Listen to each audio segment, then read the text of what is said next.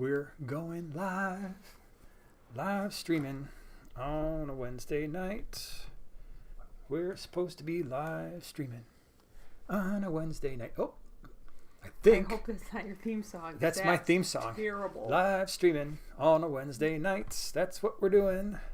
We're live streaming on a Wednesday night. Mm-mm. You don't like it? Mm-mm. Hello, everybody. Welcome. I wonder, do you think that was on the TV? I hope my live stream song wasn't on the TV. Anyway, glad you're here. Thanks for being here. Welcome. It's Wednesday. It's 8 o'clock Central Standard Time. And the minute we start, we got dogs downstairs barking. So how about that? So they're excited too. I don't know what's going on with them tonight. So I'm just going to forewarn you.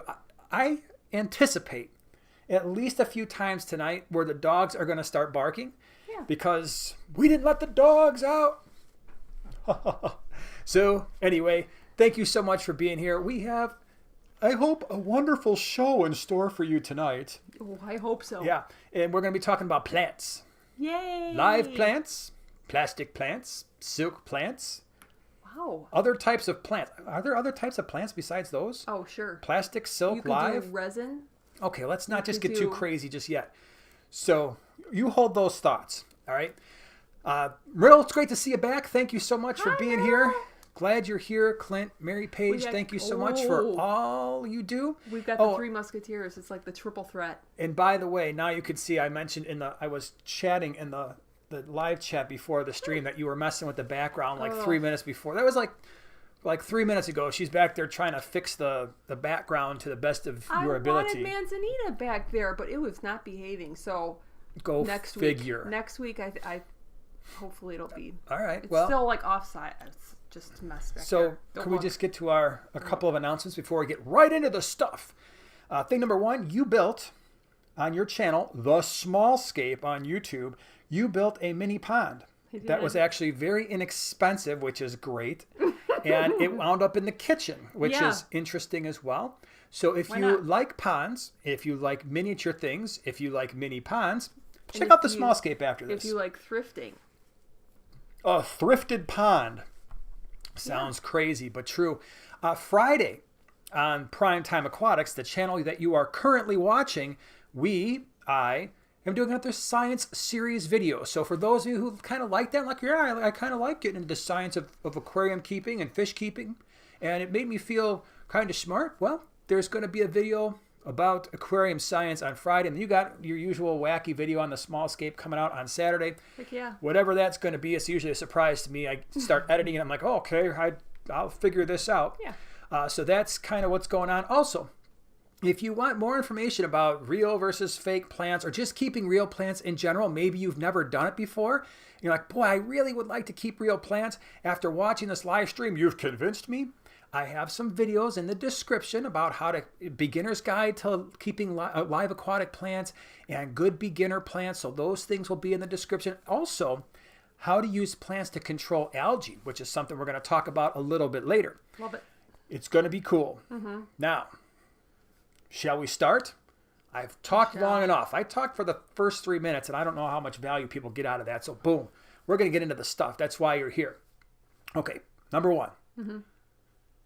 One of the things, I did a video on this a while back, but I thought it'd be cool to talk about it in a live stream so we could do some Q&A and do some interactive things. And I also have some more thoughts since then that I wanted to bring to the table, if you will.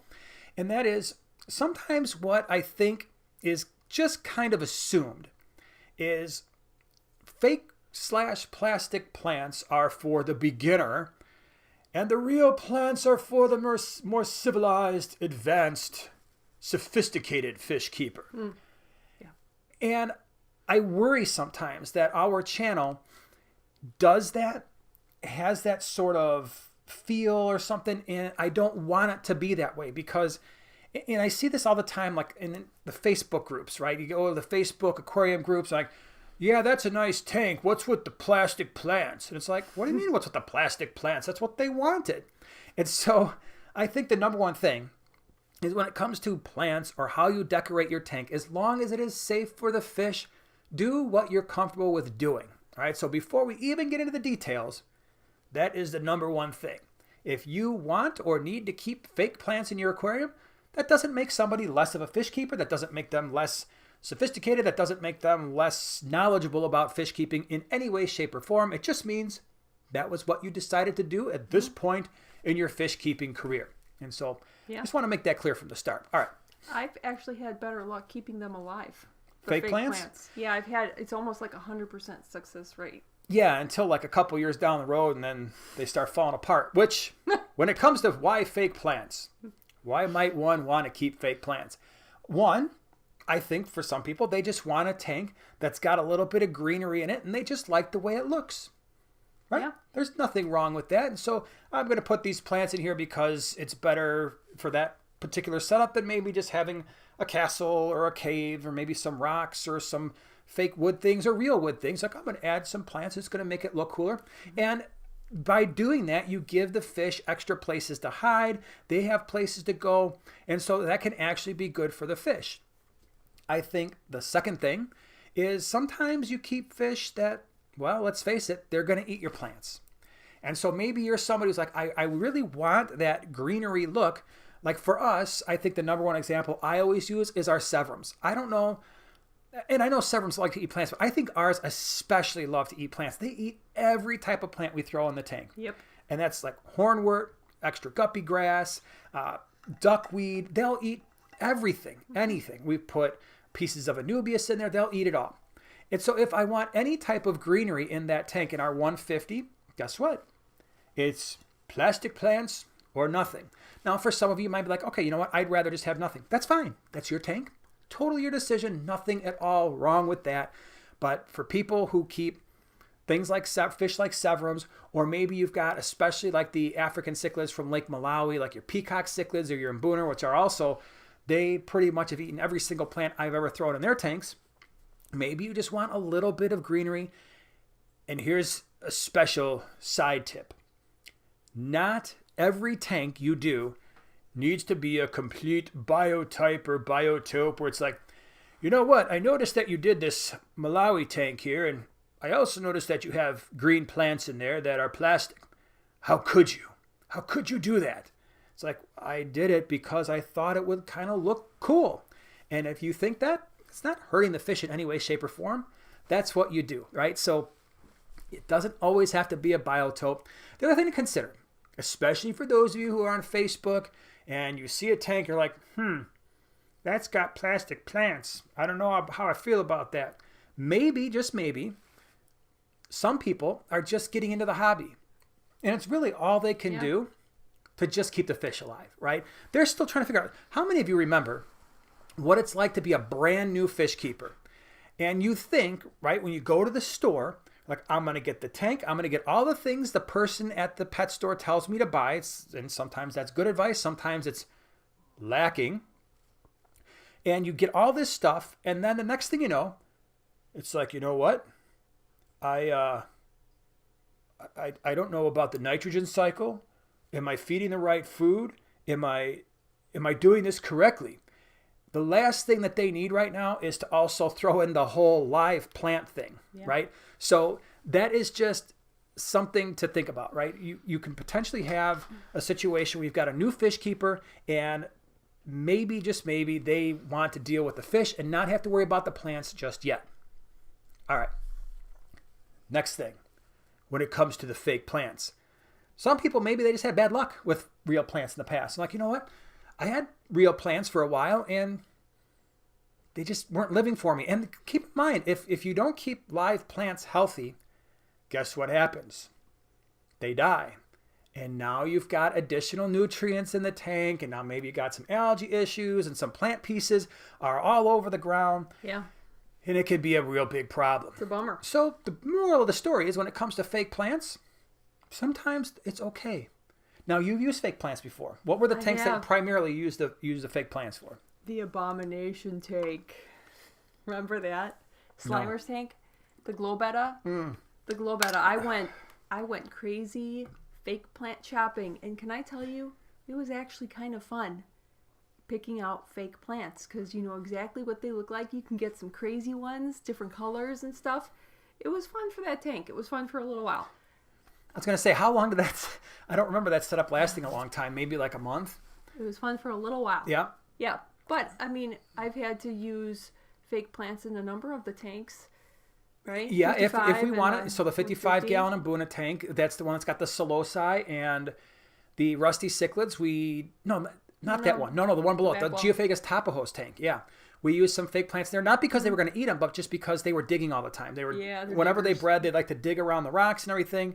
So we just found it easier to use some fake plants. The 150's got fake plants. The real trick is, if you want to be a little bit crazy, what you can do is you can mix fake and real plants together. Yeah. And sometimes that will work. Now, let's talk about the real. For those of you who are like, man, you know what? I love real plants, or I think I would love real plants if I ever try them. Well, one, they look nice, right? They do. I mean, there's just something natural about them. You know, there are. There's something natural about the natural. There is something natural about them. Thank you very much. Compared to, like, maybe the plastic plants, as good as they become, they have like a little bit of a gloss to them, or some of the silk plants. And by the way, some of the silk plants really look somewhat real these days. Yeah. But there's just something extra about that natural sort of feel with the real plants. The other thing to consider, especially for new tank setups, is real plants can sometimes help with the whole cycling problem that new tanks have, where you've got ammonia going to nitrite, nitrite to nitrate. The plants like to suck some of that stuff up. And what's really nice is once they've done that, it helps control algae too. And so sometimes if you really get a nicely balanced tank, you don't get a lot of algae because the plants are competing for nutrients. And so that can certainly be another really nice advantage compared to the plastic ones, because the fake plants are like, yeah, you know what? I can't do anything. I can't metabolize, and I can't absorb light, and I can't absorb nutrients. So real plants are on your side when it comes to that. I also think this is going to sound funny, but I think it's fun to watch them grow. It is. Well, that's kind of part of it. Yeah. That's the gardener in you. There's no gardener in me. Not that you're going to literally sit there in front of your tank. I'm not suggesting you just sit there and be like, you know what? I'm watching.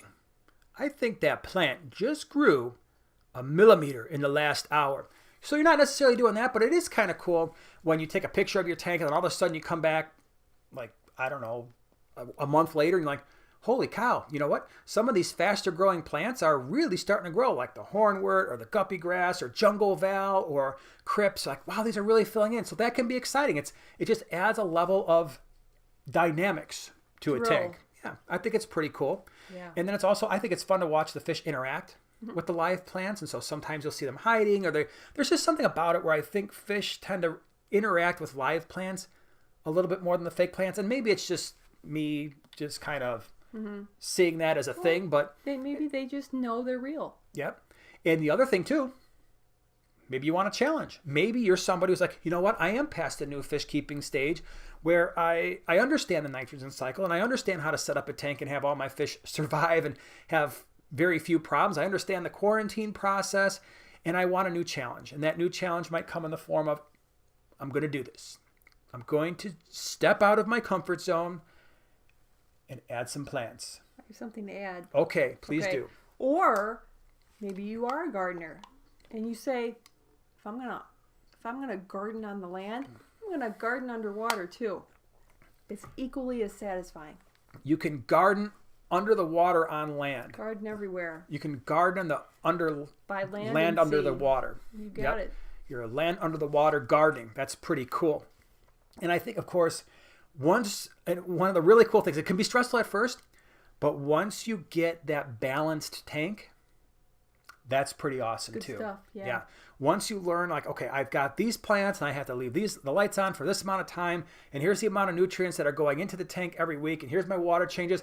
And once you get that all settled in, sometimes it feels pretty good. You're like, yep, I did that. Look at that pretty tank right there.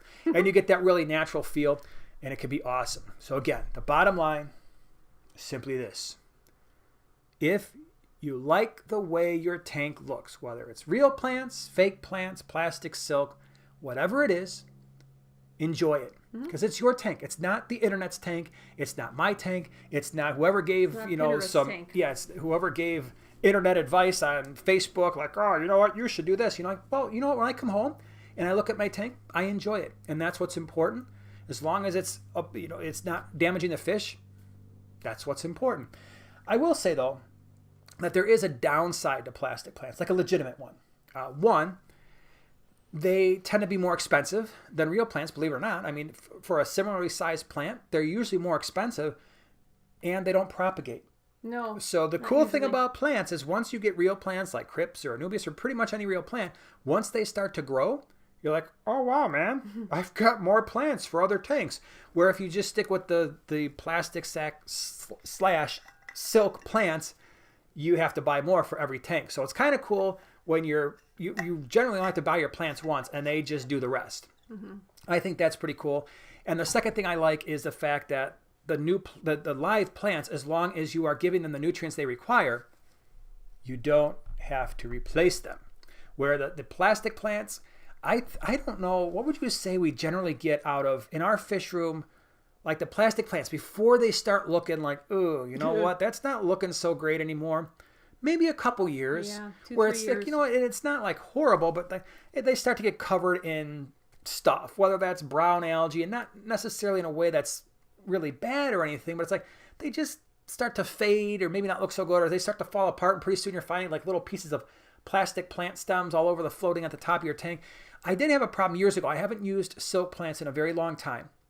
But back in the day, the biggest problem I had, I would say, was they would start to tear. And I'm wondering if any of you have had that same thing. And maybe it was just me. Maybe it was just a brand of silk plants that I purchased. But after about 9 to 12 months, they looked, at least the ones I bought, they were all tearing and they were fraying. And I had to pull them out of the tanks and I had to completely replace them because they didn't last at all. So I'm sure by now the silk plant industry has probably figured that out. Up their game. They've upped their game a little bit, but that's just a couple of downsides to the plastic ones. And of course, I guess the live ones, the downside is they die sometimes. Maybe they coat them with vibranium or something. That could be. All right, so that's all I really had to say about that. Now I want to go through, because we had a bunch of super chats come in and all kinds of stuff, so I want to make sure we recognize those and answer any questions that we have. So for those of you who are new to the live stream thing, welcome. This is the time where I like to answer questions, but I'm trying to find them all. And if I miss any, please, by all means, be like, hey, man, you missed these. Or maybe you can go back on your thing, because I know I've missed a bunch. Have you? And I can't scroll. For some reason, I can't scroll back any further than I can right now. So, hold on. Actually, is that a lie? I can, but you'll be able to do it easier. So anyway. This is funny. Cheryl actually said that she sat down to watch and my dog started asking for my attention. So that's what we happens. have other people having the same issue. Yep. Oh, Eric's here. Hey, Eric. Totally understand that. Okay, let's see here. Let me scroll on down here. All right. Do you have, So let me tell you what I've got, and then you can go before that. So. Oh, that's what I got. Micah. But that's not the first one. There's others. Keep Before scrolling Micah? up. Yeah. Micah, thank you so much, by the way, for the super chat. Really appreciate it. Fake plants means weekly water changes and high nitrates. No thanks. Sometimes I do mix fake stem plants with real rhizome plants and cichlid tanks. Yeah, that can be a good mix for sure. The other thing too with the cichlid tanks is sometimes you try to if you put enough hornwort in there, sometimes it will last a little while. And the cool thing about the hornwort is because it grows so fast, it will help reduce some of those nitrates. It's like a little nitrate sponge. But yeah, there's a little bit more water change. There's definitely more water changes involved depending on the stocking levels of your tank and then what kind of real plants you might be thinking about. So for sure. Tesla, thank you so much for the super chat. Really appreciate it. I'm currently growing out 3 green severums and 2 golds. That's going to be cool. They are by themselves on a planted 29 gallon that I was going to take down. When I get them into their 125, they will have fake plants. So that's awesome. Yeah, the 125 is going to be really cool. At one point, I had set up a 125 that was going to house some severums and some Geophagus weinmilleri. And unfortunately, we had some disease kind of roll through that tank. And I still have a pair of red spot gold severums and a 40 breeder right now. And they'll probably move out into the 150 at some point. But yeah, that's pretty much with the severums. It's the safe way to go. Sometimes they'll leave things like Anubias alone, but mine never did. They like to eat everything. So if you like severums and you want a little bit of plant feel, the plastic ones are a good way to go with that. Clint, thank you so much for the super chat. I have fake plants in my 125 because I caught my 3 severums drooling over them and can't have real plants. Yep, that's... Yep.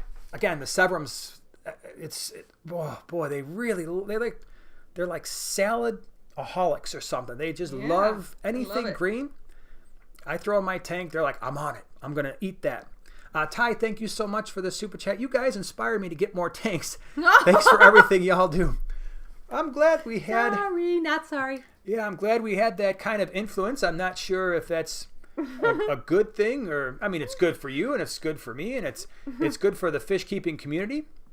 If you have family members or friends who start to worry about you, just remember it's totally normal and you can always come here and feel like, you know what? You'll belong. Yeah. If I've got 100 tanks, that's okay.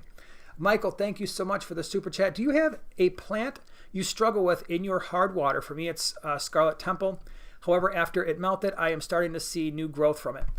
Yeah, Scarlet Temple did the same thing for me. It melted back, and it's been a while since I kept that plant. I think it was floating for a while, and then I don't remember. I think it eventually died back. The plants, I'm trying to think if there's anything I really struggle with. And again, we just, for the most part, keep mostly what I would consider to be like beginner-ish plants, just because I don't want the added headache of doing any kind of CO2 or really getting into the lights or anything like that. So yeah, crypts in our hard water, crypts, anubias, Java fern, Java moss, wisteria, water sprite, guppy grass. Bacopa's kind of hit or miss, but generally it's okay. Bacopa's fine. What else? I'm missing jungle val, Italian val. I abused for a little bit, but the first time I tried it, I tried to plant it. Whoops. Yeah, oops. It didn't do so well. Yeah, so I think all those plants have been fine for us, really. Multi-Take Addiction, thank you so much for becoming a member. Appreciate it. We just did a live stream on his channel. What was it? On Saturday of last week. That was a lot of fun. We got to hang out with Chris and Mary Page. That was cool. That was a fun time. Fun time. Let's see here. What else we got going on? I really messed up my whole chat here. I can't get past 803. So if anything came in before 803, I can't. It won't let me scroll up. Yeah. So if maybe that was the top one. Okay. Denise, thank you so much for the super chat. Do any beginner live plants work with a flower horn? P.S. More science. Love those. Well, I hope you'll enjoy Friday's Aquarium Science Series video. Friday's class. Yeah, I was doing a lot of research on that one, and those videos, I get really excited about them because I just start getting in. If you saw my computer, it's like I've got a million tabs open, and I'm trying to tie together all these different things, and then what I try to do is really just pare it down to one, maybe a couple of papers, but I've got like 12 of them open, it definitely, all of a sudden, it's like, I'm just going to spend a half hour just kind of doing a little bit of stuff, and like today, a half hour turned into like 4 hours. I was like, oh, this is so cool. Just kind of digging through the research. So it was fun. Anyway, do any beginner live plants work with flower horns? Not that I'm aware of. Flower horns are crazy. They're crazy dudes. They love to dig. They love to just tear things apart because they can. And so I'm not even sure. Would I even bother trying to put fake plants in with a flower horn? Not because the flower horn's going to eat it, like, oh my gosh, what happened to my fake plant? He just ate all the plastic. That'd make for some interesting fish dookies. I said it again 2 weeks in a row. But anyway, yeah, I'm not. Usually with the flower horns, you want to make the tank look okay. It's like, all right, I'm going to put some rocks, but make sure even that, because they will dig, I make sure the rocks are not being propped up on one another in a place where, like, if you dig, the whole thing comes tumbling down. So we don't want that. Shane, thank you so much for the super chat. Can you think what you want, but the best thing about having live plants, specifically moss, is to see the purling and watch those tiny bubbles reach the surface. Insanely serene and peaceful. It is. You know, I'm glad you mentioned that because you're absolutely right. There's just something so rewarding. It's like seeing a fish it's like seeing fish when they have fish fry, right? When they have little babies floating around. It's like, wow, that just happened in an ecosystem that I set up. And when plants are purling, and for those of you who don't know what that means, it's when they're really happy and they're doing all their photosynthesis stuff, and they're releasing oxygen bubbles, and they just have this little stream of oxygen bubbles that's coming from the leaves, or in this case, I think you said Java moss. It's a very rewarding thing. You know, your plants are just kind of hanging out, and it does look cool. Chris says, whoops, wait. Multi-tank addiction, thank you so much for the super chat. Maybe next time we can have Joanna on too. Yeah. Sure. She was running around on Saturday, but next time. Uh-oh, we got the little fecal matter emoji. Oh, thanks a lot. Yep, I like it. I like where it's going tonight. All right, let's see here. Boys. Yeah, let's see what kind of questions we got. Did you have anything that you were scrolling through? Wait, I saw a where did I just my finger went and it took the comments and went. Hold on here. Hold on, I want to do while you're looking there. Triton says, "Do you have to run CO2 to see pearling?" No. It certainly helps. I mean, it's definitely going to be more likely that happens. But I have seen one of the times that at least that we see it a lot is after a water change. There's just something about the water change, and it might just be the amount of gases that's entering the water in general, especially in the wintertime. I find that the tap water it's got a lot more.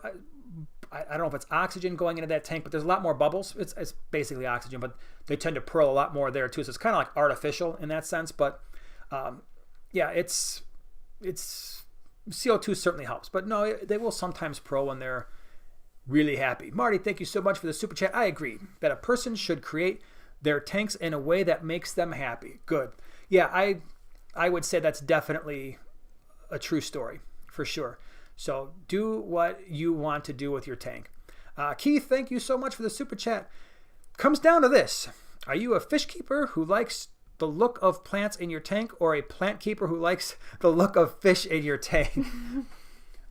What if I'm both? Yeah. Well. What if I'm a fish plant keeper that likes plants in the way fish look in my planted fish tank? It could happen. Sure. That's me. Mm-hmm. But yeah, that's too funny. Yep. And there are some, especially with your stuff that you do on your channel, there's so many like water gardens and things where it's like, I never thought I would want to look at a tank with no fish. I know. Or like a water like, thing. Why? It's like, what's the point of this? There's nothing to look at. And I'm like, no, that's wrong. Mm-hmm. I've learned to realize that is not the way you look at nature sometimes. It's not like, it's the same thing where if you were to look at a forest and be like, this forest is stupid. I don't see any bears. I don't see any coyotes. I don't see any large elk or anything in here. There's no parrots flying around. I'm not looking at this forest anymore. Mm-hmm. Yeah. It's kind of similar to aquascaping. It's like you don't have to have fish and invertebrates and all that stuff. Now, don't get me wrong. All that stuff is awesome. Mm-hmm. But it doesn't have to be there in order to enjoy nature and just watch things happen. Thank you. See? I'm learning. Excellent. You're doing quite well. Learning something. I don't know what. Let's see here. Oh, that's right. Wendy said that she got her merch. Oh, cool. And great buttons and cool shirt. Hope to meet you at Aquashella. Are you going to be there? Sweet. Very cool. Definitely stop by and say hello. I think it was Michael too earlier said that he got his shirt the other day. So that's very cool. Yay. It's one of my favorite things to do is to send out merch because it's my goal to get to like my own little shop. And I call that my shop when I send out orders. Yeah, right.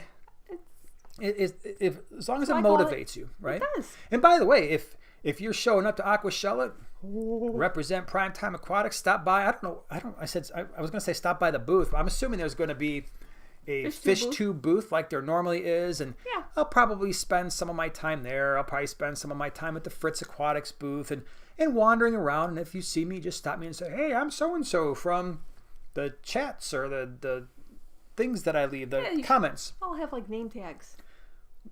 Yes, actually, to like see your names like on a name tag, I'd be like, "Oh my gosh, I know you." Well, we'll have a name tag. Yeah. Well, they'll have an advantage because they know what we look like, but we don't know. Yeah, that's a good point. Yeah. Mike asks, 2 Severums, 2 Tapajos, 6 Emerald Cories, 6 Emperor Tetras. Any thoughts on this combo? The combo itself, I think, works just fine. So, but it depends on the size of the tank, right? I mean, if that was a 55-gallon, I would say maybe not because of the Severums. If it's a 75, you might run into issues with the two severums just because they're going to get pretty big. And if it's not a pair, like especially if you have two males, that may be a little bit rough. If you've got a pair, then you just have to worry about the breeding stuff that could potentially happen. If it's a 6-foot tank, you should probably have, I wouldn't expect to have too many problems. But again, even if it's two males, that's the only thing when it comes to the pairs, right? The twos. With the severums and the Tapajos, really is the same thing. If you've got two females, and it's like the likelihood that you're going to have issues is reduced. It's not eliminated, but it's reduced. If you've got a pair and they pair up and they start breeding, then they're going to be more aggressive. And if you've got two males, sometimes with only a pair, that can be challenging as well. All right. Case Stu wants to know, where'd you get that shirt? This shirt? That shirt. The Fritz shirt? I got it from Fritz Aquatics. I don't remember. I'm pretty sure I got it at an Aquashella in 2019. Is that where I got it? I don't know, but they showed me one. I just came home with this shirt. I'm pretty sure it was Aquashella. So they have all kinds of cool stuff there. Like they have like a big, at least in the past, they had like a big booth where there was just like a bunch of cool random aquarium related hobby shirts, and it was awesome. Hey Rod, thank you so much for the super chat. First White Cloud tank, best cold 20-gallon tank mates. In a 20-gallon with white clouds, you could do Hillstream loaches. I think that would be pretty cool. Paradise fish, I would only do one, but a paradise fish would be a really cool centerpiece type fish for that tank. The bristlenose plecos do fine. And we're talking like cool water, which I'm assuming is upper 60s, low 70s, right? So it's basically room temperature. So yeah, the Hillstream loaches, paradise fish, the, what did I just say? Bristlenose plecos will do fine there. If you want to go a different direction, and mystery snails would work as well. The other thing, you'd have to do a little bit of research, but maybe check out some of the goodeids. I don't really know if a 20-gallon for most of them is going to work, but that's a fish that generally enjoys that room temperature type water. It often gets overlooked. So the goodeids, check those out, but they can be a little bit more aggressive. And some of them get a little bit too big for a 20-gallon or a little bit too active. What's so funny? Do I want to know? Well, first Finwiggle said, I think we should all wear our primetime shirts and buttons at Aquashella. And then Clint says, I'll wear a huge cowboy hat since Joanna thinks I'm from Texas. That's how I always picture you in a cowboy hat. Just make sure if you have the cowboy hat that you got your 15 pieces of flair on there with right? all the buttons. It doesn't have to be primetime buttons. You just have to have buttons. Your sheriff whatever badge. They are. Yep. Delta Charlie at Jason, I want to see a shirt saying ammonia to nitrite, nitrite to nitrate. I often hear this in my head in your voice when I think of the nitrogen cycle. Just for everybody. Wow. So the big thing, the most important thing is that we understand the nitrogen cycle or the nitrification process. Ammonia to nitrite, nitrite to nitrate. Yes. Maybe we could do like a little button and there's just recordings of me saying all the dumb stuff I say. Oh, like one of those repeatedly. Hallmark buttons where you press it and it's I'll say that, and then like what's the other thing I say? Like super awesome. Like I've always got like a super awesome in there or really cool. It'll just be like random things that I say. It's just like, dude, if you say that one more time in a video, I'm just going to have to click off of this thing and just be done, because if I hear one more super awesome, and I know I do it, I just can't stop myself, right? Everybody's got their little verbal tics. Oh, yeah. And I see them in my videos. It's like, well, I can go through and like, you know how you see like the jump cuts in videos where it's like blah, blah, blah, blah, and it's just kind of like the jerky thing where it's like you could tell they've cut out certain things. I could do that with my videos, but then they'd be like, blah, blah, blah, blah, blah, blah. Like I'd have to cut out all the super awesomes and really cools. And I'm like, you know what? It's just one of my annoyances. Not everybody can speak perfectly well, perfectly good. All right, Liz, thank you so much for the super chat. We use substrate for real plants, and it changed our pH. The plants grow well. We started with fakies and replaced them one at a time. Yeah, that's cool. So you kind of take it slow, and I think that's what I remember. Like when I did the first Planet Tank, it was a 20-gallon that has the fake rock wall. I'm like, I'm gonna make this a Planet Tank. I put some fluoride in there. I had no idea what to expect. I'm like, okay, you do the research as best you can, and then we put the plants in, and all of a sudden I was like, these aren't dying. That's pretty cool. And once you have a little bit of success, it's kind of addictive. It's just like fish. Once you have a little bit of success with one tank, you want another. Once you've got plants going on in a tank, you're like, I'm going to add this next plant and this next one. Well, now I've run out of space, not because I put so many fish in my tank, but I have so many plants and I can't see the originals anymore. So you get another tank. Yeah. That's when you know. That's when you know you've got an addiction. When you start buying tanks because you're running out of space to put plants. That's this one. Yeah, I call it MAPS. MAPS? I've said this before. I don't listen to... MTS, multiple tank syndrome. MAPS is multiple aquatic plant syndrome. Ooh. Multiple aquatic plant... Okay. Yeah, because literally what happens is you have to get more tanks to fit your aquatic plants. Yeah, and what I've also noticed, what's happened when you really get into live plants, like this one over here is done, all of a sudden I start seeing a bunch of plants in some of my tanks, and they're not... She doesn't even make an attempt to escape the stuff. It's basically, she's now using a lot of my tanks as holding tanks. She's like, oh, these fish won't eat the plants, and it's a good source because this tank is kind of overstocked, so she'll just chuck a bunch of plants in a tank. I'm like, what is this? Yeah. Why do I have plants all in here? And I remember who I'm married to and think, oh, she must have just decided to take over this tank as a plant staging area. Yeah. So it happens. It does. Keith, thank you so much for the super chat. Seriously considering Geophagus, probably redhead Tapajos. I know they will play havoc with any plants in the substrate, but would live plants on wood or rocks work out? Yeah, probably. And to be fair, they don't always play havoc on plants in the substrate. I've seen setups where it seemed to work just fine. It was just for our tank and our setup, that 55-gallon that we had. Maybe it's just because it was narrow, and not all Geophagus. I don't know necessarily if the Geophagus Tapajos I had in the past even to this, but the pair that I had, they like to dig around the rock structures, and it could have just been that the rocks were getting buried with sand, so they just kind of dig it out and form up a little bit of a mound, and that was a little bit rough on the plants. But certainly, like a Nubius that's glued to driftwood or rocks, or like I said before, I think it was last week or the week before, Aquarium Co-op has those, the plants.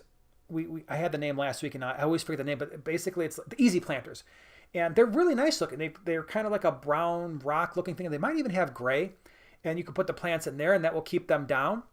It'll keep the fish from being able to dig them out. So there's lots of options. There are floating plants. That tank had floating plants, which worked just fine as well. And so one of the things you could consider is maybe like wisteria or water sprite that's going to kind of float, but then as it grows, it kind of fills in from the top down. And so there's no real worry about the fish digging that stuff. So all of those things are certainly worth a try, for sure. Yeah. Absolutely. What you got? Here's a question from Amanda. Hi, Amanda. Any dream plants either of you would like but can't find or haven't had luck with? Well, I'll tell you mine. It was You've the got first a dream one that plant? I got. Yeah, it was the first one that I got. And you're like, it'll die. I'm like, you're like, the light isn't high enough. I'm like, we'll see about that. It died. What was Remember it? that? Monte Carlo? I remember telling you that, but because it's tiny. Yeah, Monte Carlo's cool. I love Monte Carlo. So the one... Sorry. No, go ahead. No, please, because I talk too much. No, I was... Trust me, it's just easier to say that. I was thinking, no, you don't. Yeah, I know that I would have to rig up a tank that just has different things going for it than 100% of my tanks do. But I can still love the plant. And at some point, I may actually have a tank specifically set up for this beautiful plant. And I think your nano nook is really a great place to start with the CO2. So I could see us doing a CO2 canister and piping that into pretty much all of your tanks and then see how that goes. The plant that I really like is the Crinum, Calamastratum. I love that plant. I haven't kept it, mostly because it's really hard to find. So I know it's usually sold Flip out. Aquatics had it at one point. We're like, oh, we got to get it. And then it was like the next day it was gone. So yeah, that's a great plant. One that I hope at some point I will get. Yeah. Regina, thank you so much for the super chat. Super awesome. Love your channel. Well, I appreciate you loving the channel. I think that is super awesome. And so was the super chat. Barely. That was super easy. Oh, barely an inconvenience. Oh man, got to get it right. All right, let's see here. What else we got? I see a question. Legend Fish Tanks. How do you feel on South American cichlids crossbreeding?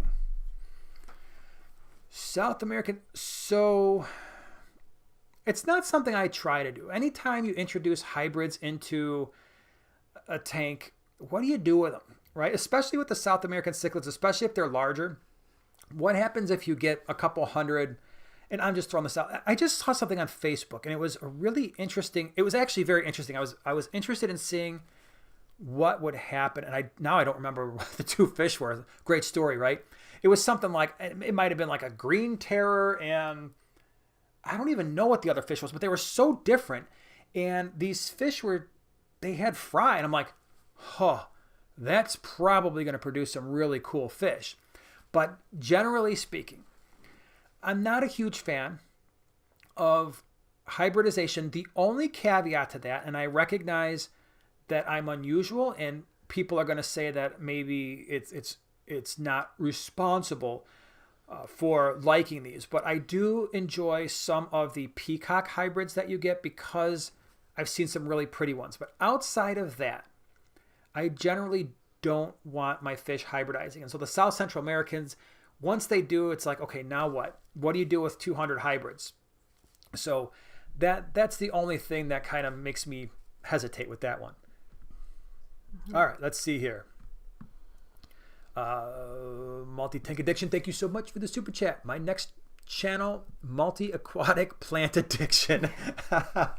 That's a mouthful. Put my stamp of approval on that. Go check out multi-aquatic plant addiction. That'll make for some fun video. Here's my tank, right? And you just got the plants. Like, well, I just decided to take pictures instead of video, and we'll just do some special editing there, and it'll make it look more exciting. Mm-hmm. Peter, thank you so much for the super chat. Hi guys, any advice on bringing out the best in red plants? Does iron work? Would that affect shrimp? And what's the safe level of CO2 for shrimp? So, a couple things with the red plants. Interestingly enough, I think sometimes the light spectrum can help. And the reason I say that is on one of the tanks, we had just an old Finnick Stingray light, like the original Finnick Stingrays. And then I put on the Higer light. And that Higer light, it had a fuller spectrum, I think, and that certainly helped bring out the reds in some cases. Will iron help? Yes, if there is an iron deficiency. And so you can do water testing for iron. It's not as common because it's a micronutrient, but you can certainly test for the iron. That, like I said, it's only going to work if there's a deficiency. Would that affect shrimp? Heavy metals will infect invertebrates, will have an impact on invertebrates. To what extent, I'm not as sure with iron, like as compared to copper or something like that. What is a safe level for CO2 for shrimp? I don't do CO2. So I would hesitate, and someone in the chat would know, hey, what are you keeping if you've got a planted shrimp tank? How many bubbles are you doing for your CO2? That would be pretty awesome. And if you could just maybe label like what size tank you have as well. I hesitate. I just don't want to answer something on the CO2 and be like, yep, I told them the wrong thing, and now his shrimp are going to the top of the tank because the CO2 concentration is too high. All right, let's see here. Wait, I've got two that I got to take back to back, okay?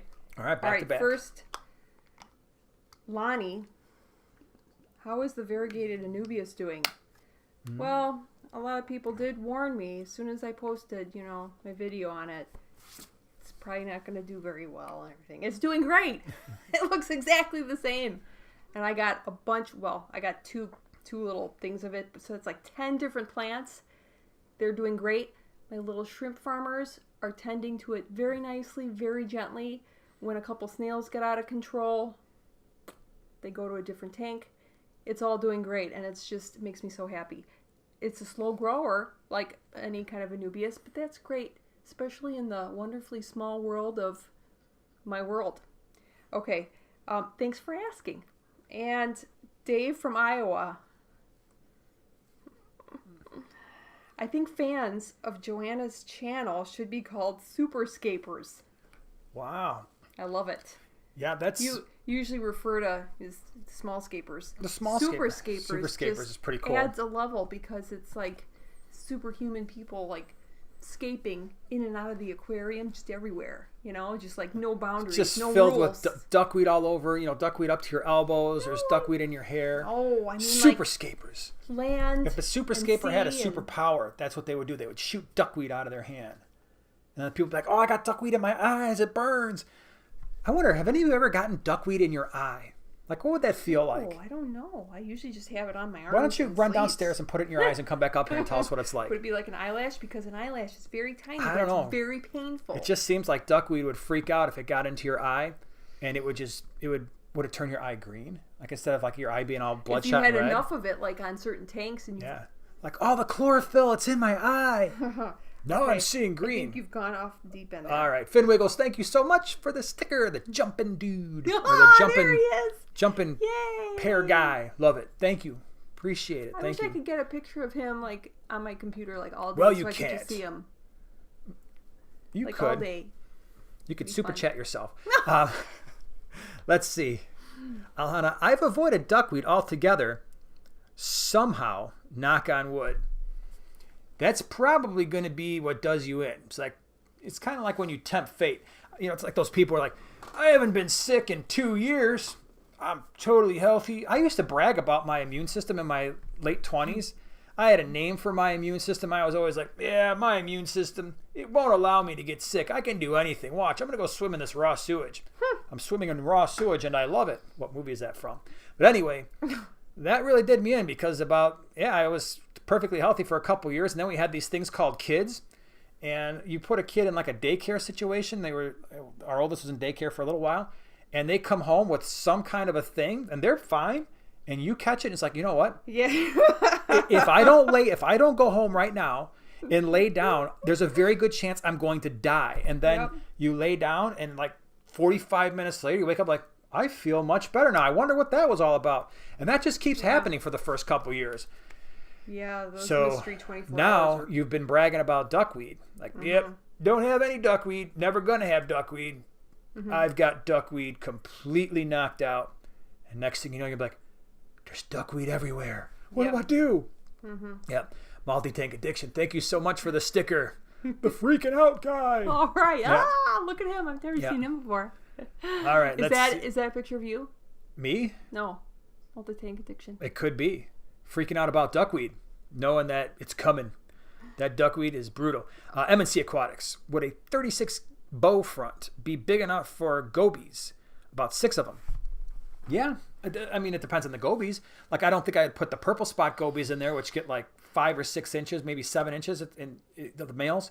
But if you're just talking about like the smaller gobies, what are those gobies? The little skinny guys. Stiphodon, I think they're called. We've had those before. The Henechuensis, certainly you could put. I had the Henechuensis, which is a really cool genus. There's some really cool ones out there.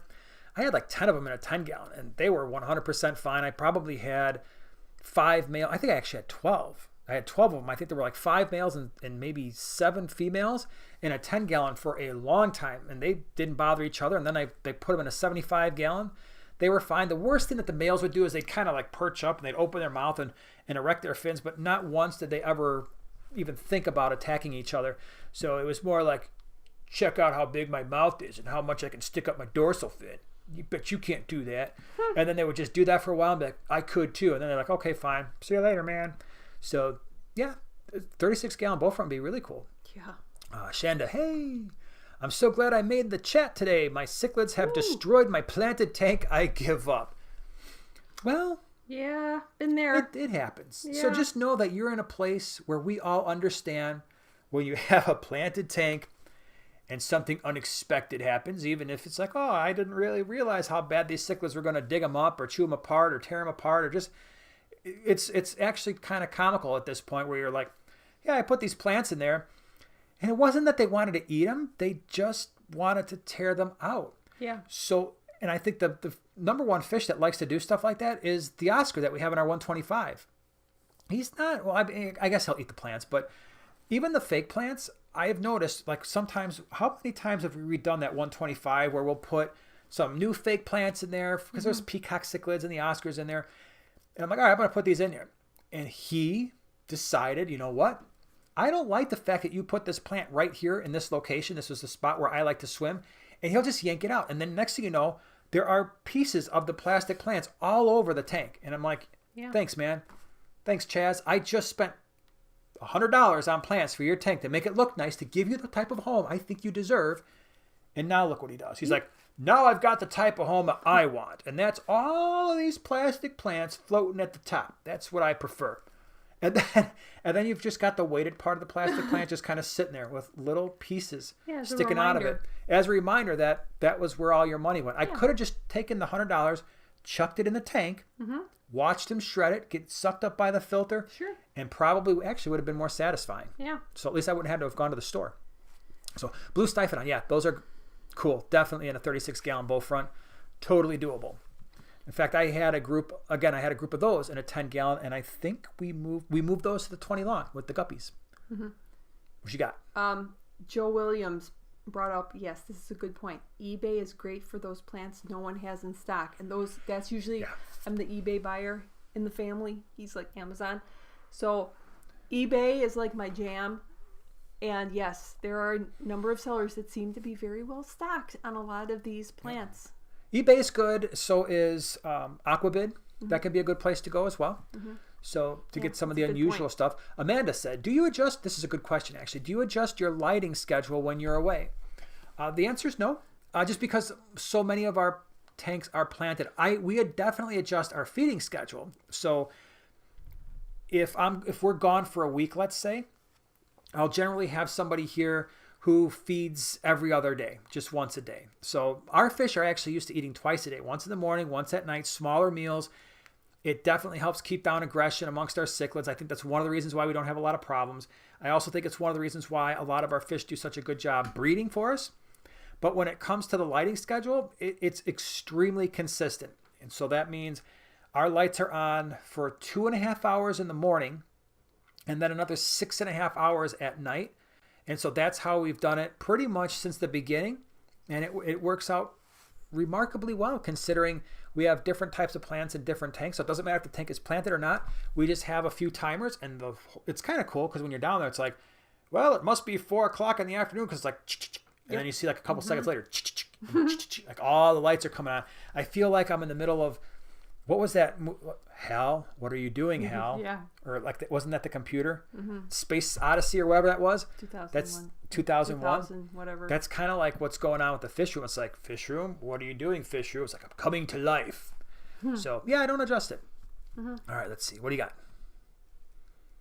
Anything? Farrellon says, I am a super scaper. Wow, you should have a cape. That's why I liked it. I had a picture of that. Yeah. Super scapers need a cape and magic powers. And one of them is shooting the duckweed out of your hands. That's just the way it has to be. I've made that up. It's going to stick. Let's see here. Myrtle says, don't knock it until you try it, Kenny. Uh-oh. You never know the magic CO2 can do, even to silk or plastic plants. I bet that's amazing. CO2 in my plastic plant. I'll bet you that'd be really good for algae. Yeah. Right? Like, you know what? I wanted to go the extra mile and just put CO2 in my tank. I don't actually have any live plants, but boy, oh boy, did the algae really enjoy that. It really took off. Green tank now. I've got this black beard algae that just kind of flows. It's really cool. All right, hold on. Let's see here. I feel like we've missed some things here. MNC Aquatics says nano nookers. I love that too. Somebody said I should name it the Joe Nano Nook. Joanna. Oh, that's actually a good one. That's right. Kind of mind bending there. That's gonna stick in your head. It is gonna stick in my head. Hold on. David Page has a super chat. Thank you so much. This hobby is awesome. I am learning every time I watch your videos and your live stream. You both are awesome. Well, thank you so much. I appreciate you being here. Appreciate your support. Always cool to have all of us people hanging out on a Wednesday night. Yeah. Multi-Tank Addiction super chat. Thank you again. Naked Gun 2.5. That is absolutely true. Yeah. Got the movie. What was the quote though? I can't remember what I said. You're right about the movie. Oh, actually I don't know. Was it 2.5? I've been swimming in raw sewage and I love it. When he has to go when Norberg gets trapped in the thing and he gets knocked in the sewage. Maybe that was. Yeah, I think you're right. I think that was Naked Gun 2.5. Is it? I don't remember. I don't know the difference. It's a true story. between Marty, thank you so much for the red thumbs up. Appreciate it, man. Delta Charlie, thank you so much for the super chat. I come for the fish discussion. I stay for the movie references. them. All right. You know what's really sad? Let me tell you a sad story because I think it's good when you start to bring everybody down with a sad story. In my early days of teaching, I'm stuck with movie references that occurred in like the 90s, apparently, and maybe the early 00s. So a lot of my movie references come from that time period. And back in the day, like when I first started teaching in the late 00s, students got it. They just understood almost all of my movie references. When I say those same things now, I just get blank stares and I look like a moron. So I've had to just give up, and I'm trying to incorporate new movie references. But the thing is, the best movie references really do come from movies in the 80s, 90s, and early 00s. Maybe that's because that's where I'm stuck. Hey, what about 50s and 60s, even 40s? Come on now. There were movies in the 40s. Yeah, the 30s. Were they silent movies? We can even go back to the 30s. Here, let me go ahead and quote a movie for you from the 1930s. It's like That's a quote. time. You have to do like Fred Astaire. Get it? Because they Ginger. didn't have any audio back then. Delta Charlie, yep. Thank you again. Danik and Aquatics, thank you so much for the super chat. We will have to show you the duckweed dance. Oh, there's a duckweed dance. Oh man, this has gotten way crazy. So I hope the duckweed dance is awesome. All right, let's see here. Let me go through. Let's see. So I am new to fish keeping and just learned about paludariums. Any thoughts? That's a question for you. Wait, what? Carmelina. So I am new to fish keeping and just learned about paludariums. What are your thoughts on paludariums? Oh, well, I have not yet done a paludarium on my channel, but they sure can be fun. And boy, can you get a lot of plants at your local fish store now. Oh, man, a lot of, I've said it here, I've said it a number of times, the fish keeping world and the gardening world are coming together. And that's where you find like the pond that I did today. You find the paludariums, which obviously are not new, but it's the best of both worlds. So a lot of these plants that really like wet feet. Yeah. Yep. You're pretty cool. So yeah, I love them. Love them. As much as swimming in raw sewage. Andrew. More. This is a good question. What should my second tank be? 10-gallon neon Tetra tank, 5-gallon with a betta, and maybe some first-time shrimp, or a 2.5-gallon betta tank? Oh yeah, all good. Right. So yes. Just get them all. If it were me, I would get the 10-gallon tank. Only because if you ever want to change things up in the future, you've got some options with that volume. So the 2.5-gallon tank, you really look at the bare minimum for a betta. And if you get an active betta, that might not be a good size for it. And unfortunately, a lot of times when it comes to bettas, you don't realize they're active until you get them in the tank. You're like, wow, this little guy really likes to swim, and it's just bouncing off the walls in your 2.5-gallon tank. So the 5-gallon would probably be the better way to go if you want a betta. The issue with the betta is the shrimp. And so we generally don't keep shrimp and bettas together. Some people have done it like, yeah, it seemed to work out okay. Lots of people have said, yeah, I put the shrimp in. It wound up being a rather expensive meal for my betta. So the cool thing with the 10-gallon is you can still get the betta. But then you can also look at smaller schooling fish, like potentially your neons, or maybe you get some ember tetras or some celestial pearl danios or something, glow light tetras. So you can actually do both. And then if at some point in the future, like, you know what, I want to change it up, you can still do that. So yeah, that's probably the direction I would go, is a 10-gallon, just because it's options. 2.5 gallons really tough. Yeah, I had a bunch of them, and it sounds like a good idea. It's a tiny tank. It's really cute. You are so limited, and it's really hard to keep clean and maintain it. And yeah, it is. Danny Ken, thank you so much for becoming a primetime partner. Yay. Becoming a member. You'll have your video out tomorrow. We'll talk about some stuff and things. I hope you enjoy it. Ricky, thank you so much for the super chat. I have Bacopa that's doing really well, but having trouble with the valve. Any suggestions on how do I propagate the Bacopa? 20-gallon guppy update. Still no babies. I'm convinced something is wrong. Okay, so let's take I'm going to answer the valve thing. If you want to answer the Bacopa thing, that's fine. And then we'll get to the guppy situation. Val, somebody in one of the fish clubs that we belong to once gave me some really good advice that I have since followed, and it's helped a lot with jungle val or corkscrew val or Italian val. And that is, when you first get the val, float it. Float it in your fish tank.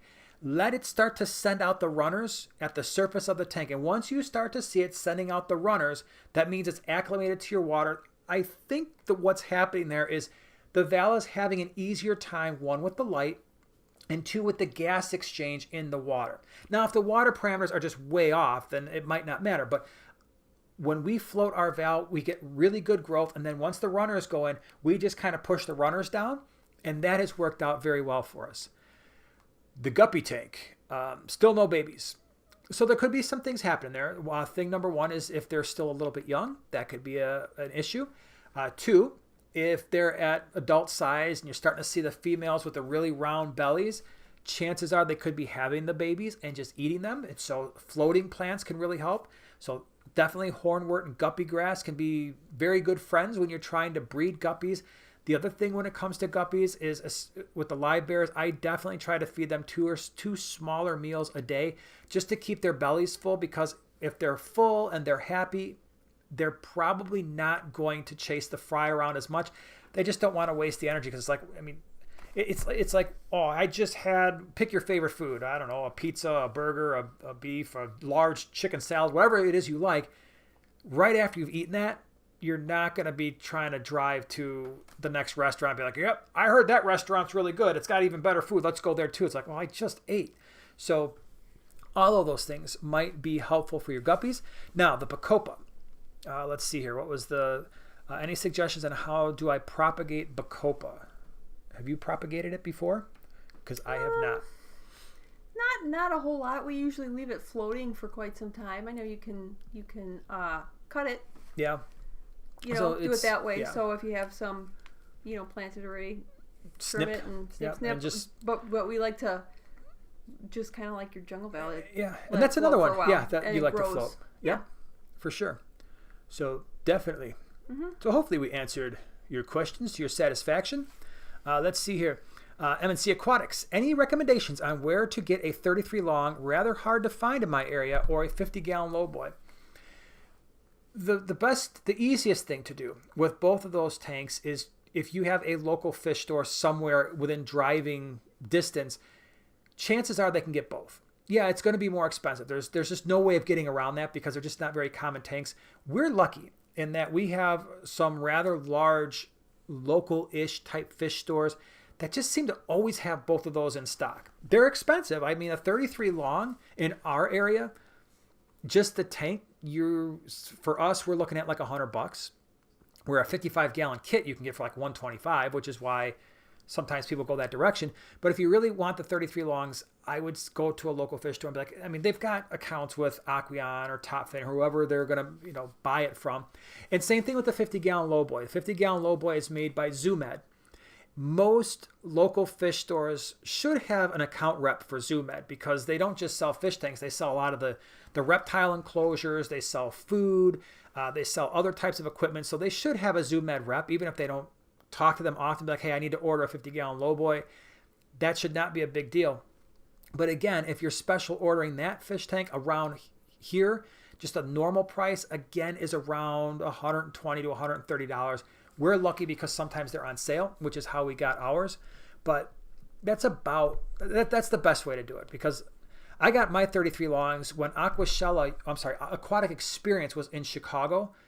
I got them because I think it was the place in Florida, Imperial Tropicals. They always had a nice setup at the Aquatic Experience, and I walked in. I'm like, "Are you bringing those tanks back with you?" Like, no. I'm like, I want to buy them all. And there was like 6 of them. Like, well, 3 of them are already spoken for. I'm like, well, then I want to buy the other 3. Thus, the reason why we have the 3 in the fish room. So, yeah, that's kind of how those came to be. All right, what else we got here? Ryan said that he received the shirt. Cool. Everyone keeps asking me what band I'm pushing. Primetime, of course. That's right.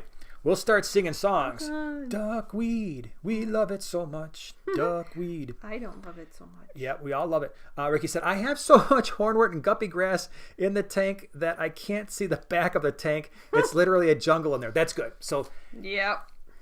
next thing is try to give them 2 small meals a day and see if that helps. And then live baby brine. So even the guppy tanks that I have, if I don't see fry in there and I want them to breed, I give them live baby brine, and that seems to help them as well. All right, let's see. Mike said, would everyone please hit the like button? Oh, Yeah, let's all right, do hold that. on. Let's smash the like button. Let's go ahead and kick the like button right in Does anybody say that anymore? Or was that like a... I think that was, I have thing? no idea. I never actually say it, so it always sounds weird when I say smash and hit the like button and kick the like button and go ahead and slap the like button upside the finger. All right, upside the thumb. Let's see here. Move on. I'm moving on. I did the best I could with the whole smashing of the like button. But look, a bunch of people smashed and hit it really hard. Hit the like button in the face with a brick. All right. Tasha, Multi, that's why I'm growing them out together, hoping it helps with aggression. I have no idea. That must have been a conversation that I got in the middle of. Sorry, interrupted. All right. All right. Thank you, Brian. What? Gone with the Wind was 1939. First Talkie was 27. All right. Well, I don't watch movies pre-1970. You're not an old movie or old music person. The only movie for some reason that I really enjoy that was like a black and white movie is 12 Angry Men. I could sit there and watch that movie like all the time. Yeah. That's a great movie. And I don't know why I like that movie. I just do. Oh, it's great. It's a great movie. It's a Wonderful Life. The first time he ever watched it was 2 Christmases ago. It's one of the best moments of my life when you actually watched it. Because you made me. So I didn't make you watch the end of it though. I guess not. I don't think you cried though. Pat, what was there to cry about? I don't even remember the movie. The ending? I don't remember the movie. George Bailey, I'm sorry. the richest man in town. Anyway, Patrick, I've been watching your YouTube videos since last year. My first comments on your live stream. Well, thank you. Thank you for being here. Thank you for commenting. Glad you're interacting with our wonderful community. Glad you're here. Kim said, I am the only person who kills duckweed. Am I the only person who kills duckweed? My other plants are doing really great, but cannot keep duckweed alive. You should hire yourself out. So here's a trick. I'll kill your duckweed for you. Do you want a tricks and tips for killing duckweed? That's another one. Tricks. I gotta watch what I say. Tips and tricks. Tips and tricks. And tips for killing duckweed. One of the ways to do that is if you've got a filter that has reasonably high flow. Duckweed does not like that. No. So it might grow a little bit, but it's usually going to be like stuck in a corner somewhere. But the high flow, it says no thank you. I've heard it say that before. Hey, no thank you, man. Can you turn that down? Can't do it. All right, let's see here. Scrolling on down, we'll answer a few more questions. We got a little bit of time here. What do you got? And again, for those of you who are newer, when you put at Primetime Aquatics in front of your question, that helps a lot because then it just keys my eye into, oh, look, there is a question. Yeah, good for old eyeballs. All right, let's see here. Andrew said, thank you. Just started. I have a 5-gallon and really want to get into fish keeping. 5-gallon is doing great thanks to your videos. But any suggestions for what brand or type of 10-gallon tank? So that's cool. Glad you're here. And it's one of the things where I think when you do a lot of research, that is key in making your fish keeping experience a whole lot easier, a whole lot more enjoyable. So here's the deal. People ask me all the time about the brand of 10-gallon tank and, what brand do we have? And we basically all of our 10 gallons, our 20 longs, our 40 breeders, 3 of the 4 75-gallon tanks, which is most of the tanks that we have, all $1 per gallon sale, all from Petco. I get it. The glass, if you look at that glass wrong, it just seems like the tank is going to fall apart. And maybe it will someday. So far, luckily, knock on duckweed, we've been lucky in that we've only had one tank leak, and that was a 75-gallon, which we were able to get replaced right away.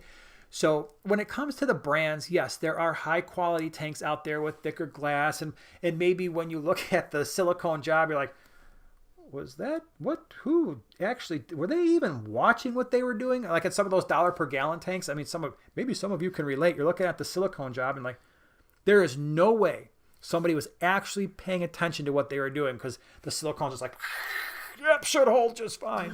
But the 10-gallon tanks are nice because you can just get a kit. You can go to Petco, you can go to PetSmart, and they sell these kits on sale. Sometimes you can get them as low, like the Top Fin ones, or I think it's a Top Fin brand. Don't quote me on the brand, but maybe $35, $45, somewhere in there. It's like, okay, I got the light, I got the filter, I got a heater, I got a net, I got the water conditioner, I got the tank. I just need to get the decorations and the fish, maybe a background if that's what you want, and it's easy. And for newer people, sometimes easier is just a little bit better. Now, is the filter and the light and the heater going to be the greatest thing you've ever seen? No. But it will get you by. Those things are usually, while they might not be the quietest filter you've ever seen, it's going to pump water like other filters do. You put the media in there, it will do its job. And in a year from now, if you still really love fish keeping and we're in this live chat a year from now and you're like, you know what? I just bought my 100th tank. It's a 800-gallon long. It's actually 15 feet long. And I still got that 10-gallon with the beginner filter in there. And well, I look at it and just shake my head. It's just still working. Phenomenally. So you can always upgrade, right? So for the price, they seem to work. At least I've never had any real bad problems with them. Okay. Multi-take addiction. You need a duckweed emoji. That's a good point. That would be a tiny emoji. It would be like a little tiny. People would be like, "What's on my screen? What is that?" Let's see here. Secretary of Defense, real talk. That beard is one to envy. Enough about the glass boxes with water. Just kidding, kinda. But do love the channel. Thank you so much. Appreciate you being here. My beard also says thank you. It just smiled. I That's just going to be a heard nightmare tonight. Smiling beard. No, your beard saying thank you. My beard talks to me a lot. Sometimes we have whole conversations. It just happens. I can't help it. If it's got something to say, I'm not going to tell it to shut up. Right? Cheryl loves old movies too.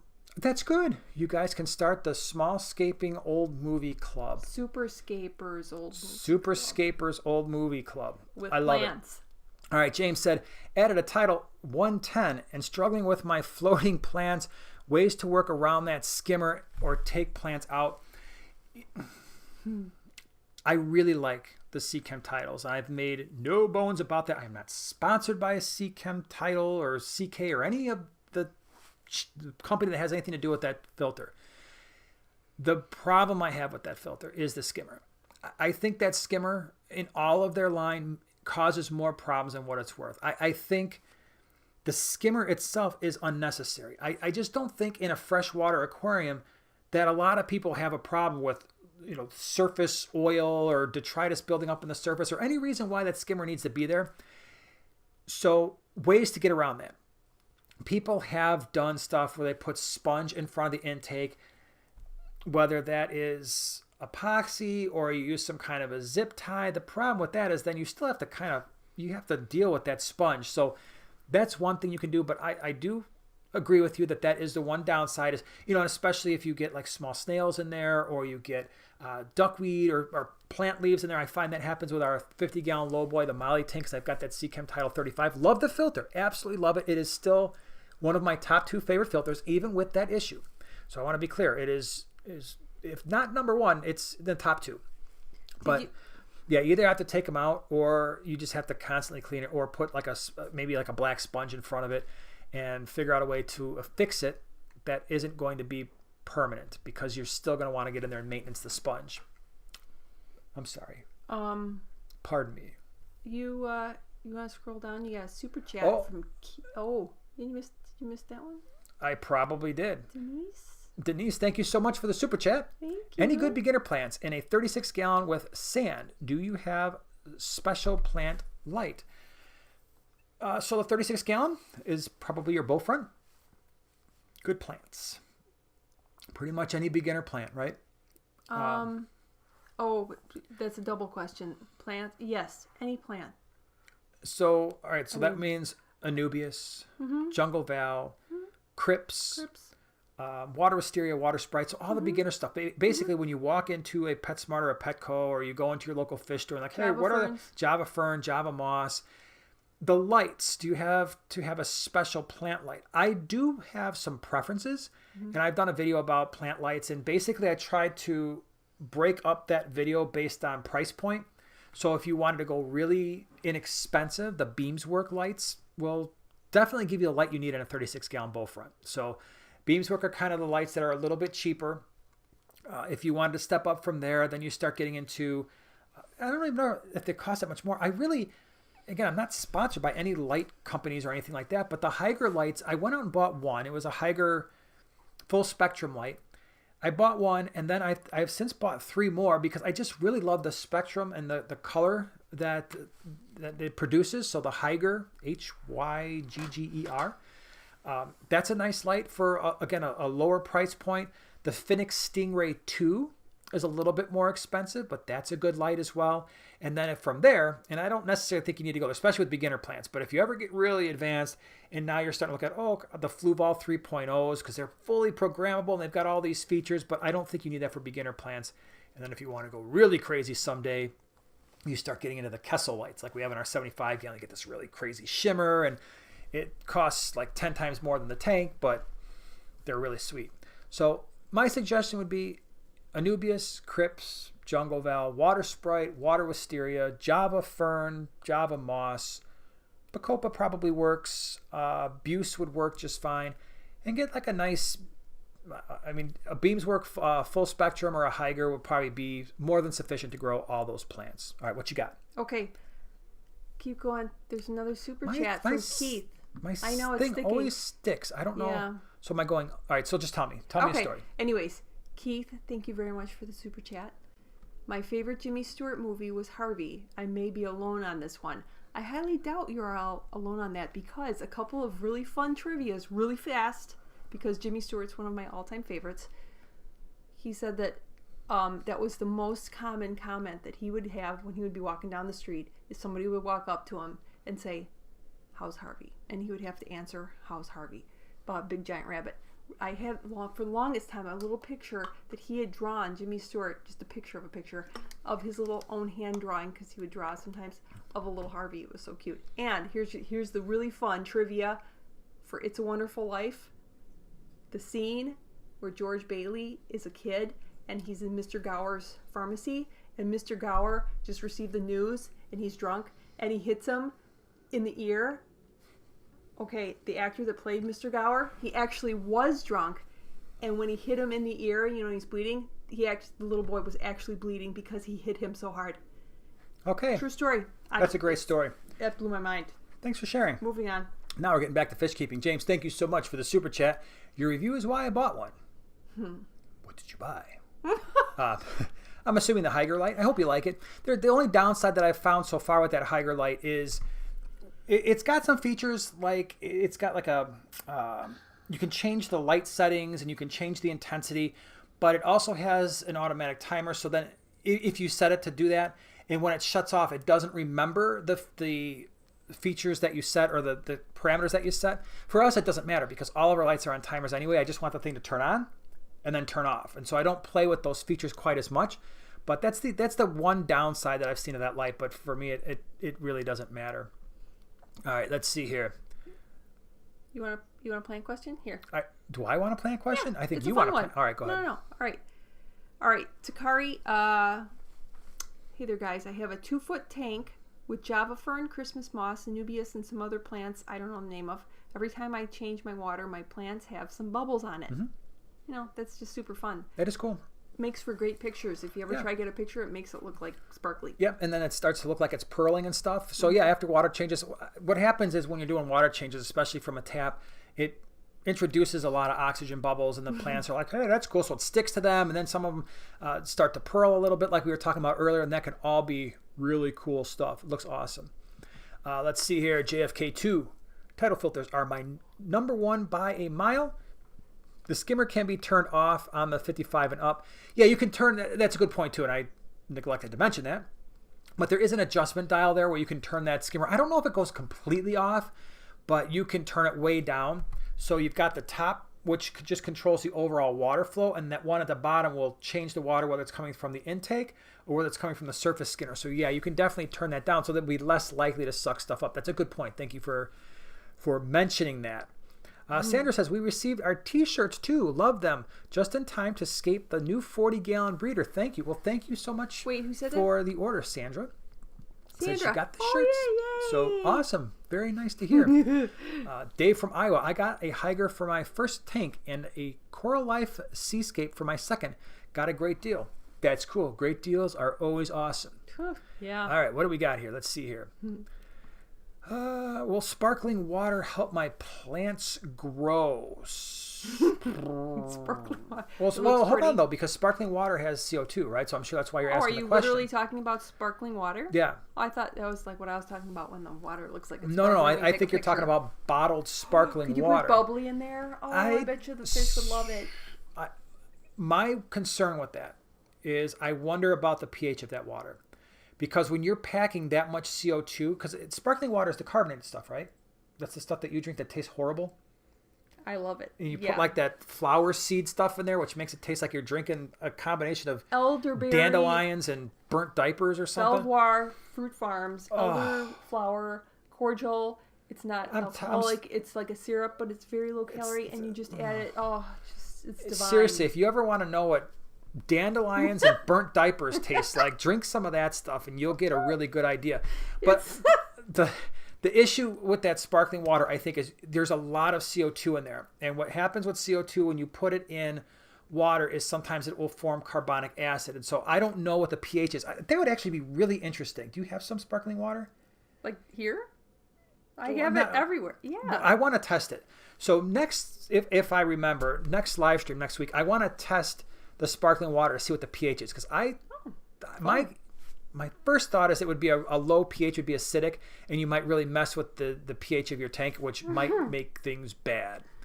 All right, Paul said, look into JC&P lights, inexpensive and adjustable output, lots of light and at full power, but can lower the output for shallower tanks. Cool. I haven't used that light, and I think a couple people have mentioned that. It's just not something I've gotten around to using just yet. Priscilla MK's here. Priscilla MK. Priscilla. How you doing? Glad you're here. So both Priscilla and Myrtle really liked your burnt diaper reference. Oh, yeah?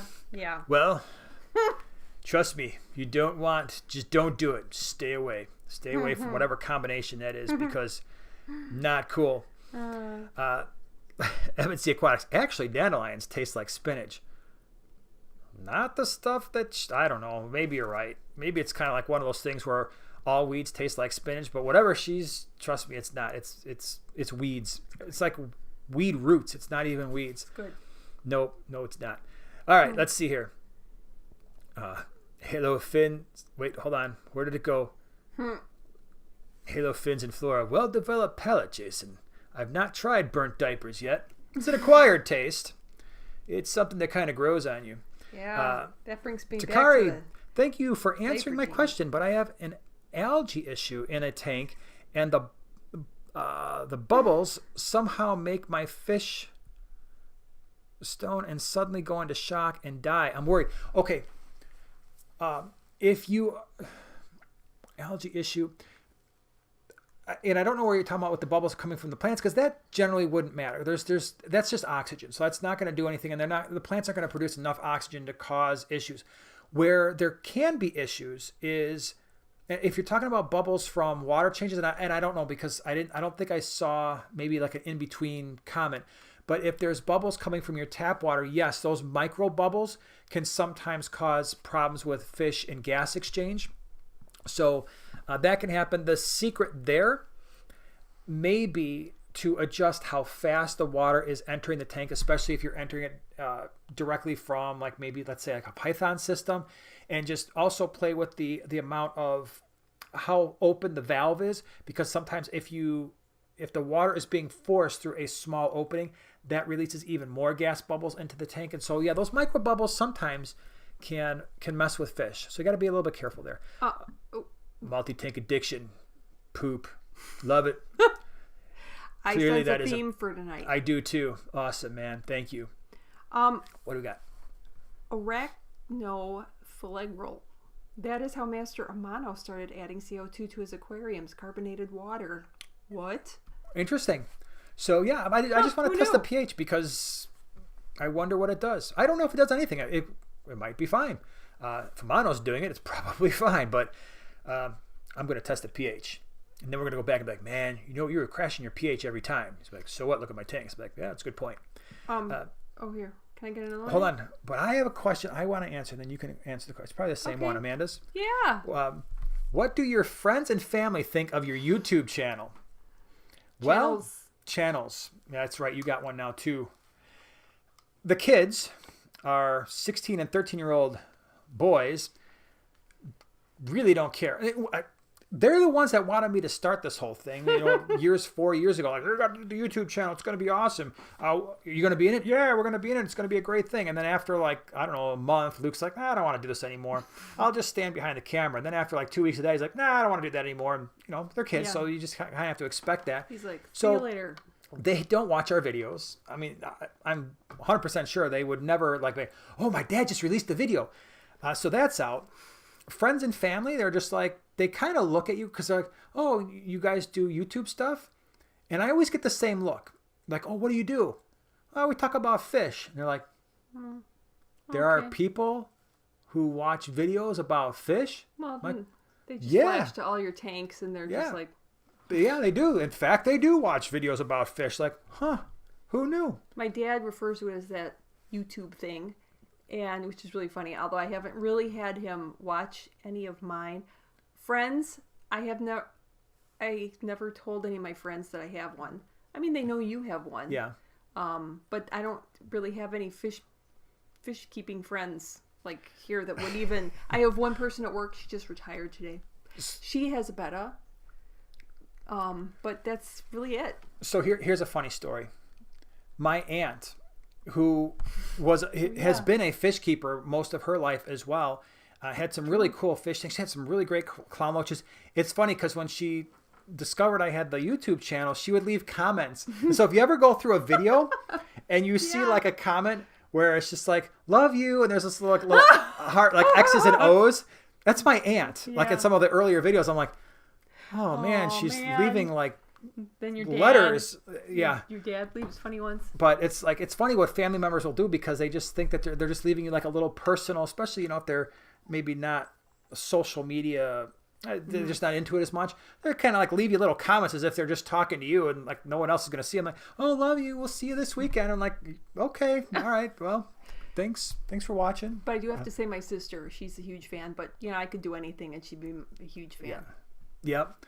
So yeah, it's kind of crazy. So it's just, there's some answers. What's really interesting too is sometimes I'll get, I don't necessarily friends, but people we know, I'll be like, you know what? I was just getting into fish keeping and I saw you were on the internet. I'm like, all right, hope it was useful. So that's always kind of interesting. Did you leave a like? Yeah, right. Yeah.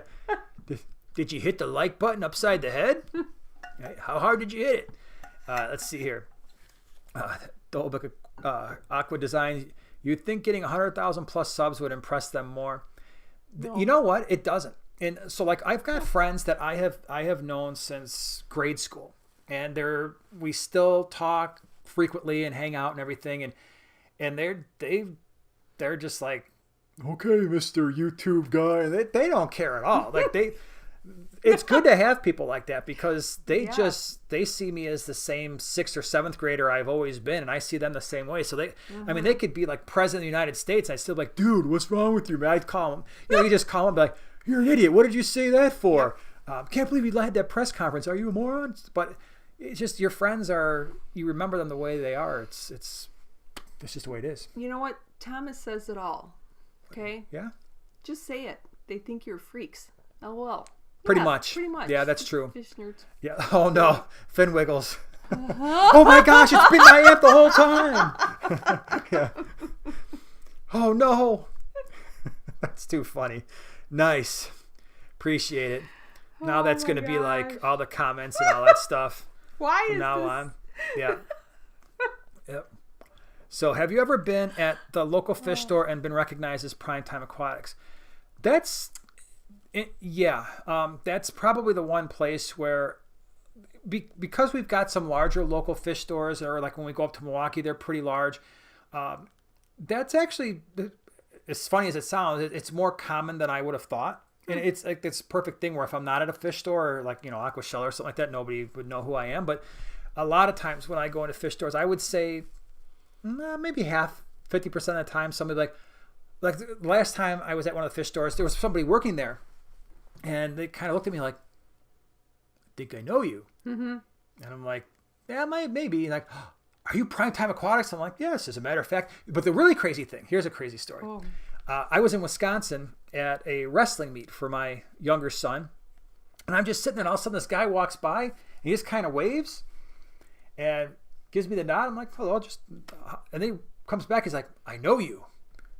You do something with fish. I think at first he thought I was John at KG Tropicals. He's like, you get that? KG John. I'm like, no, the other one. He's like, Primetime Aquatics. I'm like, yes, that's the one. He's like, I keep fish. And so you just meet like random people that, and it was really cool because then you just stop and talk about fish in the middle of a wrestling meet, which is kind of nice. Joe, thank you so much for the super chat. My blood parrot and convict had fry. They share a tank with a green terror and a Salvini. My question is, should I pull the fry out? My blood parrot and convict. Wow, that's crazy. That's cool. I wonder what they're going to see. Now that's the kind of hybrid where I'm like, I'm not supposed to like that because it's a hybrid, but my gosh, I'd like to see what those things look like when they get bigger, right? Like, are you gonna have like an orange convict? Are you just gonna have this blood parrot looking thing with this funny mouth, but it's got stripes instead of being orange, right? That'd be cool. If you want to keep them, you got to pull them out because most likely, you said there is a green terror in there, and that one is going to love the fry that you have so kindly provided to them.